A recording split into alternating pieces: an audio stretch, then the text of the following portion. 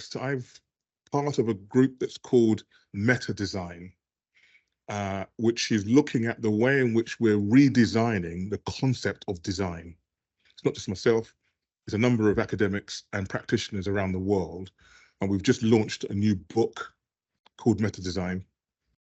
And I've got a chapter in there, which is called Embodying Ubuntu, which looks at the nature of an African perspective on philosophy. Ubuntu is a South African word that is about, it's a way of negating what we would consider to be, well, Descartes had he had a bad rap, but Descartes would say, I think, therefore I am, which has caused this kind of split. Or I think it's a Catholic Church that really did that, they hamstrung. But anyway, that's what's happened. So the idea is of the mind is a somehow separate entity, and there's some kind of link between the mind and the body. It's a separate thing. From an African point of view, that doesn't make sense. Ubuntu is I am because we are. So there is a sense of individual responsibility, but only because we are. And of course, we isn't only linked to humans. We include stone, it includes animals, it includes the environment, trees, and the air. So we is a kind of collective concept of the planet. That is the planet as our ancestor. So the actual full term is I am because we are, since we are, therefore I am. That's a complete kind of concept. And embodying that in a design sense changes the priorities of what design can be. So I talk a bit about that. But more importantly, Vicky is an architect, qualified architect. She's also done a lot of stuff with contemporary dance. She went to the Larvin Center.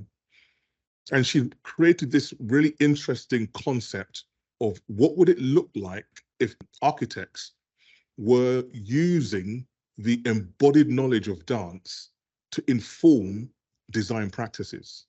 Actually, what does it mean to include physical connections, and not just physical, but also community and understanding of the wider context? This is the context of our work. One other thing as well, which is important, we are living in a time of increasingly amazing change, which is both frightening, but also important because it's happening. And that is the rise of AI and the rise of the digitization of society.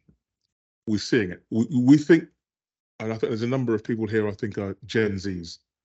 From an old hack like myself who's a kind of Generation X, well, beginning of Generation X, Gen Z, I'm like, okay, you guys are amazing.